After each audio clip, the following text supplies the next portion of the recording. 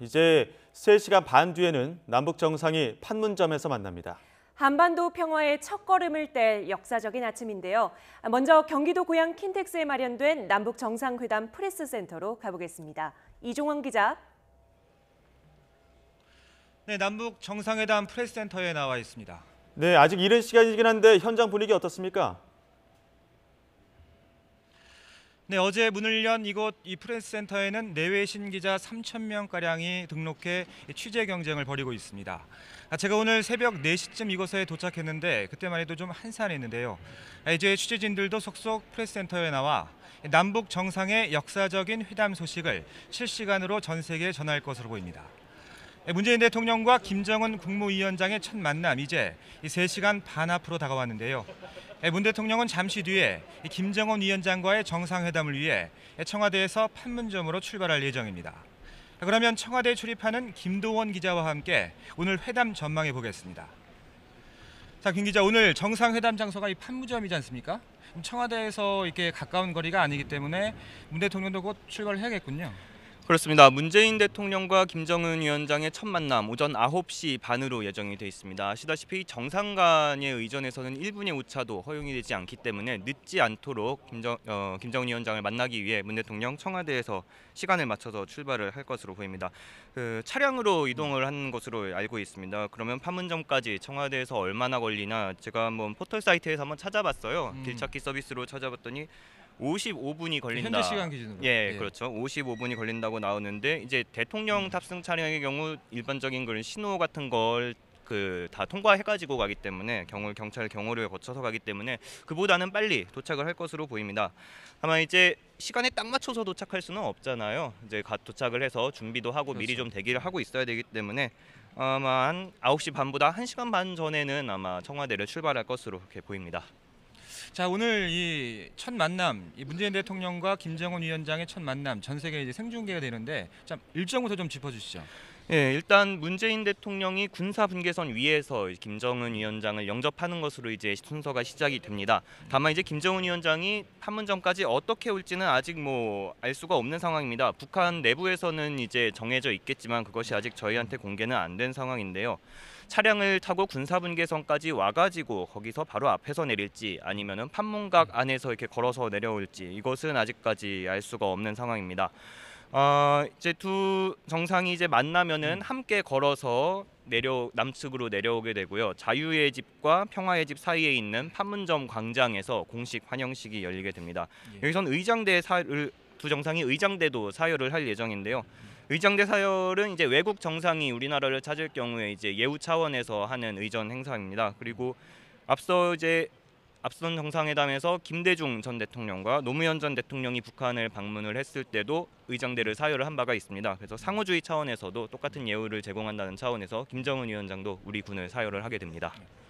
자, 이 보통 정상회담 하면은 이 단독회담 아니면 배석자가 있는 확대회담 이 정도로 나눌 수가 있을 텐데 오전 첫 회담은 어떤 방식으로 진행되는 건가요?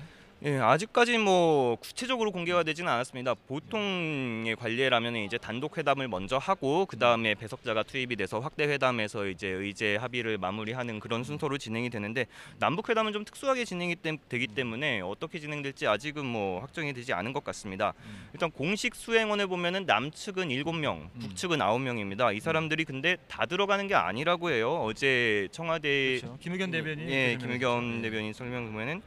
북측의 관례는 정상 말고는 한 명만 더 앉는다 이렇게 설명을 했어요. 그리고 실제로 이제 2007년 회담을 보니까 우리 측은 5명이 배석을 했는데 남측에서는 남측은 5명을 배석을 했는데 북측에서는 1명만 배석을 했다고 해요. 그러니까 꼭 이 숫자를 맞추는 것도 아닌 것 같아요. 남북 정상회담에서는. 그래서 실제로 몇 명이 참석할지는 모르겠습니다. 훨씬 적은 수가 참석을 할 수도 있다는 뜻으로 해석이 됩니다. 자, 어제 이 임종석 비서실장 준비 상황 관련해서 잠깐 멘트가 있었는데 한번 들어보시죠.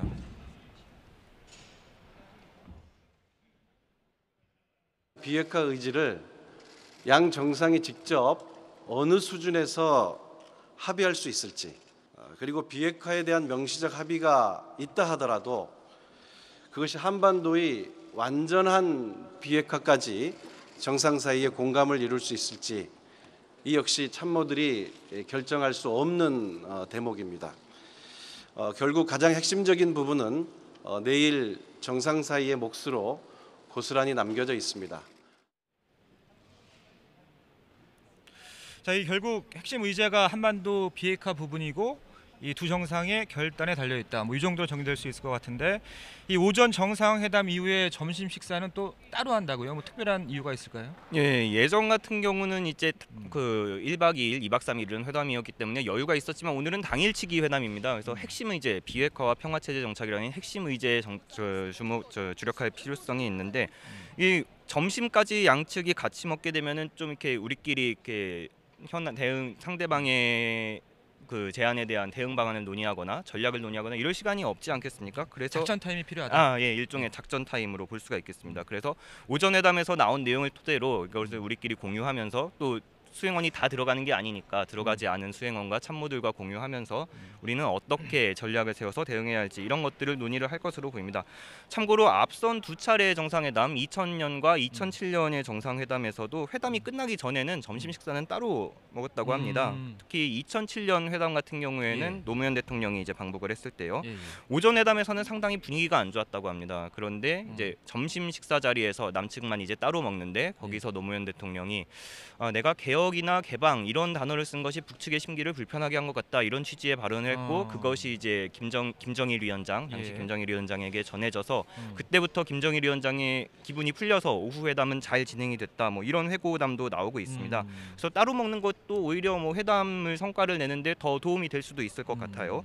그래서 전례를 보면은 이제 양측 정상이 함께 식사를 한 것은 모든 회담이 끝난 뒤에 합의문까지 다 나온 뒤에 이제 환영 만찬과 환송 우찬 이런 식으로 진행이 됐었습니다.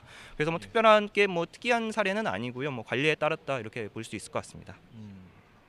자, 그리고 오늘 이 가장 큰 관심 중에 하나가 이 김정은 위원장의 부인 이설주 여사 참석 여부인데 아직 베일에 쌓여 있습니다. 김 기자는 어떻게 전망하나요? 저는 참석할 것 같습니다. 이유가 있다면? 사실 임종석 준비위원장 같은 경우 어제 굉장히 말을 아꼈어요. 협의가 완료되지 않았다, 아직 결정되지 않았다. 하지만 오후 행사 또는 만찬에 참석할 수 있기를 많이 기대하고 있다 이렇게 얘기를 했습니다. 이것은 어떤 명시적인 북측의 언급은 없었지만 아마 참석할 거라는 분위기 이런 게 나왔던 거 아닌가 이런 생각이 듭니다. 그래서 이 말 공개적으로 그런 말을 했기 때문에 예, 어느 정도 의증이 예, 좀 반영된 것이다. 예, 명시적으로는 아니더라도 뭐 그런 취지가 리허설 과정이나 회담 과정에서 이제 전달이 되지 않았을까 이런 생각이 들고요. 추정을 해보면은 그 오후에 정식 회담인 아니고 그 친교 행사가 있죠. 거기서 나무를 심는 행사, 공동 식수 행사부터는 나타날 수 있지 않을까. 혹은 적어도 만찬에는 나오지 않을까. 그 예전에 지금까지 북한이 보여준 모습들을 보면은 우리는 이렇게 이상한 나라가 아니다. 우리도 다른 나라와 똑같은 정상적인 나라다. 이런 것을 보여주기 위한 모습이 컸다고 생각이 되거든요. 최근에 중국 방문 때도 동행을 했었고요. 네, 그렇습니다. 보통 정상회담 때는 그 부부가 동반을 해가지고 방문을 하는 게 외국의 경우도 관례니까요. 그런 면에서 보면은 이설주 여사도 이번에 남측을 어떤 형태로든 찾지 않을까라고 전망하는 게 좀 합리적일 것 같습니다.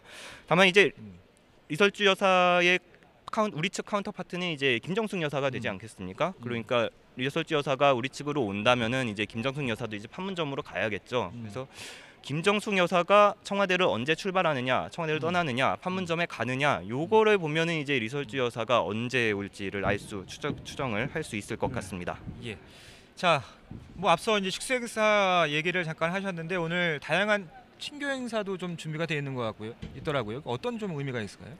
예, 일단 모든 정상 간의 외교에서는 정상 간의 신뢰 구축, 뭐 개인적인 친분 구축 이런 것도 중요하게 작용을 하기 때문에 그 정상이 다른 나라를 방문했을 때 정상 간의 친교 순서도 준비가 돼 있습니다. 그래서 이번 남북 정상회담에서도 그런 순서가 마련이 됐다고 보면 될 것 같고요. 먼저 나무를 심는 순서가 있는데요. 군사분계선 위에 남북 정상이 공동으로 함께 나무를 심습니다. 여기 그리고 표지석에 평화와 번영을 심다라는 문구와 함께 두 정상의 서명까지 들어갑니다. 그리고 이벤트가 굉장히 준비가 됐어요. 그래서 백두산과 흙과 한라산 흙을 섞는다든지 뭐 대동강물과 한강물을 붓는다든지 이런 식으로 굉장히 기념할 만한 그런 순서로 준비가 됐고 그래서 많은 사람들에게 관심을 끌 것 같습니다. 이어서 자, 예.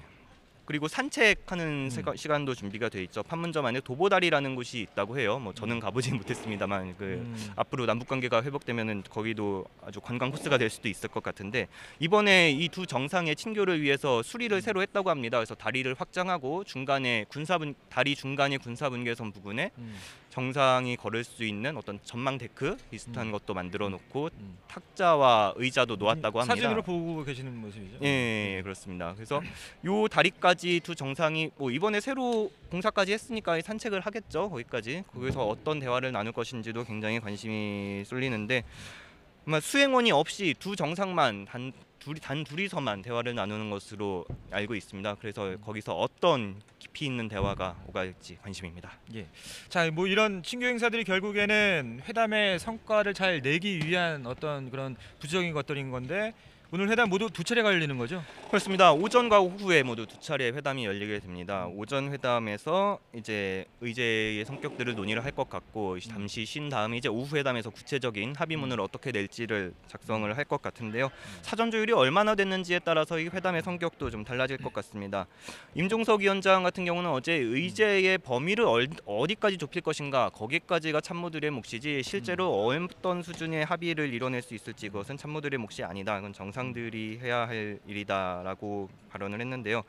그래서 어떤 식으로 진행될지는 사실은 뭐 정상회 남북 회담에서는 워낙 변수가 많기 때문에 예단을 하긴 어렵습니다. 뭐 오전에 큰 틀을 잡아놓고 오후에 문안 작업 정도를 할 수 있고 아니면 뭐 회담이 잘 진행이 안 된다 싶으면 오후까지 밀고 당기기를 계속 할 수도 있겠죠. 그래서 경우에 따라서는 정상 간 합의에 따라서는 지금 합의문 발표 시각이 6시 반으로 정해져 있죠. 예, 예정은 6시 반 전에. 예, 6시 반 전에 이제 발표를 하게 돼 있는데 이 시각이 뭐 당겨지거나 또는 미뤄질 가능성도 충분히 있다고 생각이 됩니다. 그래서 회담이 다 끝나게 되면은 결과를 정리해서 공동 선언문을 발표를 할 예정입니다.